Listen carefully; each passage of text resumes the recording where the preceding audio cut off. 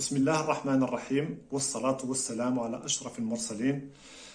Bonjour à tous et bienvenue dans cette vidéo qui s'adresse particulièrement aux étudiants de génie mécanique et plus précisément aux spécialités de génie des matériaux et construction mécanique, mais aussi à toute personne qui veut s'instruire, se documenter sur les matériaux de façon générale. Bien, je vais essayer de vous donner juste un aperçu sur un concept très important dans la science des matériaux. C'est la cristallographie. Donc, qu'est-ce que la cristallographie? C'est un mot qui est composé de deux mots, cristal et graphie. Donc, le cristal veut dire solide, tout simplement, dans la science des matériaux, mais on va voir plus de détails dans ce qui suit dans cette vidéo. Graphie, c'est quelque chose qui concerne la forme. Donc, la cristallographie, c'est une science qui étudie la disposition des atomes dans l'espace, dans un solide. Voilà. Commençons, ou bien revenons à la constitution de la matière. Donc, nous savons tous que la matière se constitue à partir de l'élément fondamental qui est l'atome. Les atomes sont unis à travers des liaisons, dont la liaison covalente, la liaison ionique et la liaison métallique, mais aussi d'autres liaisons dites de faible intensité ou bien secondaires, telles que le pont hydrogène et la liaison de Van der Waals. Ces atomes étant liés, ils doivent avoir une certaine disposition dans l'espace. Maintenant, comment sont-ils disposés? Est-ce que de façon aléatoire ou bien ils sont arrangés suivant un certain ordre? C'est la question que traite la cristallographie. Donc, la cristallographie nous permet de connaître les différentes formes de répartition des atomes dans l'espace au sein d'un matériau. Voilà. Bien. Les essais, les expériences et les études menées antérieurement ont montré qu'il y a 7 manières de disposition des atomes dans l'espace. Ces 7 manières sont appelées systèmes cristallins. Donc, un système cristallin, c'est une forme géométrique 3D qui définit la répartition des atomes dans l'espace. L'exemple le plus simple, c'est le système cubique. Donc, c'est un cube au sommet duquel se positionnent les atomes. Voilà, un système cristallin, le système cubique. Et là, le cube a 8 sommets. Dans chaque sommet se positionne ou bien se place un atome. Et puisque c'est un système, il se répète dans les 3 directions. Donc, si on se place dans un repère 3D, un repère orthonormé X, Y, Z, le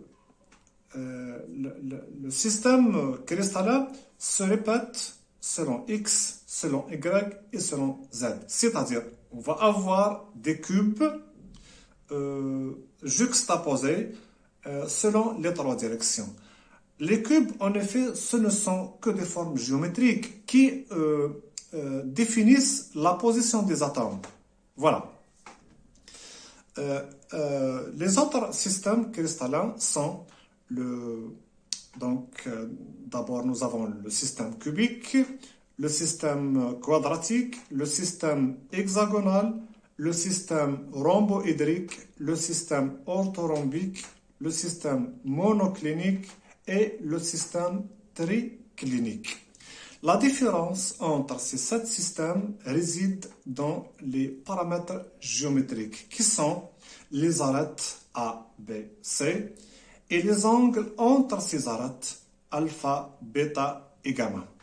à chaque fois qu'il y a une différence, ou bien qu'il y a une différence entre l'un de ces paramètres, nous passons à un système cristallin différent. Par exemple, dans le système cubique, les arêtes A, B et C sont égaux, les angles alpha, bêta et gamma sont égaux et valent 90 degrés. Pour ce qui est du système, par exemple, quadratique, donc nous avons A, les arêtes A et B sont égaux, mais différents de C. Tandis que les angles alpha, bêta et gamma sont égaux et valent aussi 90 degrés. Et ainsi de suite. Je vais vous laisser au-dessous ou bien en dessous de cette vidéo un lien et voir un document qui vous donne tous les détails nécessaires sur les systèmes cristallins. Voilà. Maintenant, à côté de ces 7 systèmes cristallins, il y a des réseaux, ou bien les réseaux de Bravais. Donc, qu'est-ce que ça veut dire ces réseaux? Donc, si je prends toujours l'exemple du système cubique, le système cubique a 3 formes. La forme, a 3 réseaux. La forme, c'est le cube, ou bien c'est cubique. Maintenant, les 3 réseaux sont les suivants. Il y a le cubique primitif, c'est-à-dire il y a des atomes au sommet du cube. Il y a le cubique centré, c'est-à-dire en plus des atomes positionnés au sommet du cube, il y a un autre atome au centre du cube. Et le troisième réseau, c'est le cubique à face centrée. Et là, en plus des atomes positionnés au sommet du cube, il y a aussi des atomes sur les 6 faces du cube. Voilà. Et chaque système a des réseaux. En tout, les réseaux de Bravais sont au nombre de 14. Donc, pour résumer, il y a 7 systèmes cristallins. Ce sont des formes géométriques qui définissent les positions, ou bien le positionnement, ou bien la disposition des atomes dans l'espace. Il y a 14 réseaux dits de Bravais qui sont dérivés des systèmes cristallins qui également définissent les positions des atomes dans l'espace. Voilà. Maintenant, ceci concerne les structures parfaites. Mais en réalité, il n'y a pas des matériaux parfaits. Donc, il n'y a pas de structures parfaites. Il y a toujours des défauts. Des défauts qui viennent de la mise en forme ou la mise en œuvre, ou des contraintes, l'exposition à des milieux différents, et ainsi de suite. Ces défauts, dits défauts cristallins, peuvent être classés en 4 types. Il y a des défauts ponctuels, c'est-à-dire au niveau atomique, des défauts linéaires, ce sont des défauts qui concernent des lignes atomiques ou unidimensionnelles, des défauts bidimensionnels ou de surface qui concernent les surfaces ou bien certains plans atomiques, et enfin des défauts volumiques. Et nous allons essayer d'expliquer ces 4 types de défauts. Commençons par les défauts ponctuels. Donc, nous avons 3 variantes, ou bien, 3 genres de défauts ponctuels. Donc, parfois dans un réseau cristallin, on a l'absence d'un atome. C'est-à-dire, où il faut qu'il y ait un atome, on ne le trouve pas. Donc, c'est ce qu'on appelle la lacune. Donc, l'absence d'un atome, c'est un défaut, parce qu'il va automatiquement changer ou bien influer sur les paramètres ou les propriétés du matériau. Donc, il y a la lacune. Parfois, on a un atome étranger. Si je prends l'exemple d'un métal ou bien d'un matériau A, soit le fer, un atome étranger d'aluminium, par exemple, s'insère dans le réseau cristallin. Ça, c'est un atome étranger. et c'est aussi un défaut. Donc, il y a la lacune, c'est l'absence d'un atome. L'atome étranger, c'est le glissement d'un atome étranger dans le réseau cristallin. Le troisième, ou bien la troisième forme, c'est l'interstitiel.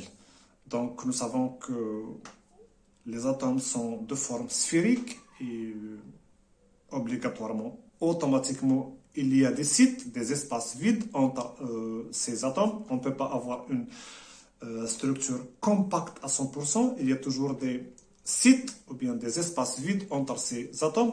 Donc, quand un atome se glisse ou bien s'insère dans ces espaces, ça va engendrer bien sûr un défaut qu'on appelle interstitiel. Et parfois, c'est un atome de matériau lui-même de base qui s'insère dans le site. Et là, il est question d'un auto-interstitiel.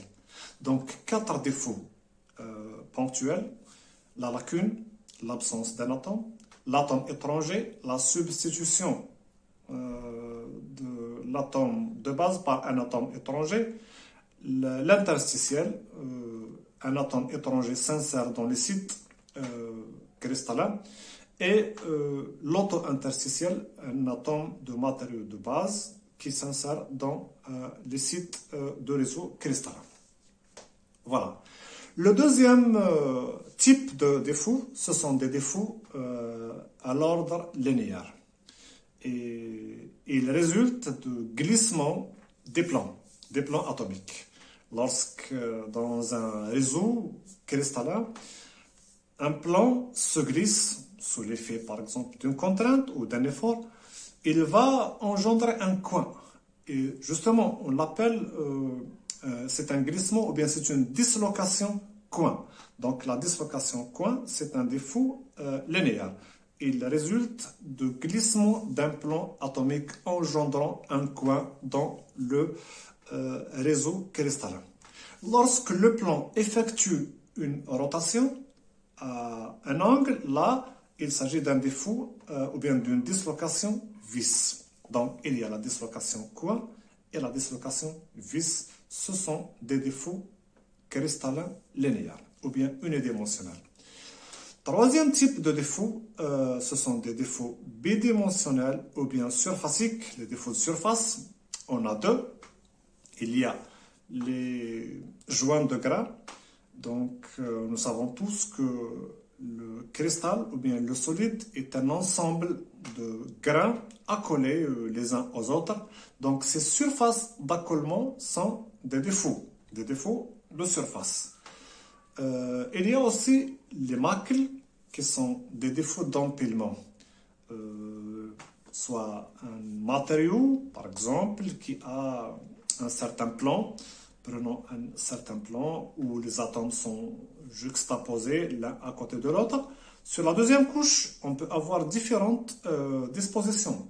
Avoir des atomes juste au-dessus, c'est-à-dire en contact direct avec l'atome de la couche inférieure. On peut avoir des atomes, par exemple, entre, c'est-à-dire chaque atome est supporté par 2 atomes de la couche de base, c'est-à-dire un atome entre les 2 atomes de la couche de base. Et là, on peut avoir plusieurs formes. Donc, si on suppose qu'on a un empilement A, par exemple, une certaine disposition A, sur la deuxième couche, une disposition différente, B, troisième couche A, quatrième couche B, et ainsi de suite. Donc, A, B, A, B, A, B, A, B, jusqu'à la fin de cristal. C'est dans une couche, parfois, on trouve, au lieu de A, B, on a A, B, B, A. Donc, il y a un défaut ou bien une faute d'empilement. Donc, c'est ça le deuxième type ou bien la deuxième forme des types de surface ou bien des défauts de surface. Donc, il y a les joints de grains et les macles. Enfin, il y a le quatrième type qui concerne les défauts de volume ou bien volumique, et tout simplement ce sont des inclusions, des impuretés dans le matériau. Par exemple, si on a un métal, l'aluminium, dans lequel il y a une impureté, et tous les matériaux ont des impuretés, d'un atome, bien sûr, étranger, ou bien de plusieurs atomes étrangers, ici, mais à l'ordre d'un ensemble d'atomes, pas seulement un atome, c'est-à-dire volumique, c'est ça le sens volumique. Donc, les défauts volumiques résultent des impuretés ou bien des inclusions au sein d'un matériau pur. Donc, voilà à peu près les 4 types de défauts cristallins qui peuvent avoir lieu dans les structures cristallines. Donc, il convient de souligner que on les a appelés défauts, mais parfois ils sont bénéfiques. Parfois, ils améliorent certaines caractéristiques. Donc, généralement, le défaut, quand on entend défaut, c'est une faute, c'est un problème, c'est un inconvénient. Mais parfois, ces défauts peuvent apporter au matériau une certaine amélioration. Par exemple, si je veux renforcer un métal, donc j'ai un métal peu résistant, je veux le renforcer avec d'autres atomes étrangers, donc on insère ces atomes étrangers. Dans ce cas, ce n'est pas un défaut, mais c'est un renforcement, c'est au contraire une amélioration de matériaux. Donc voilà à peu près un aperçu sur les structures cristallines parfaites et imparfaites. J'espère que je vous ai été utile et que vous en avez profité. Je vous remercie de m'avoir suivi. Wassalamu alaikum wa rahmatullahi ta'ala wa barakatuh.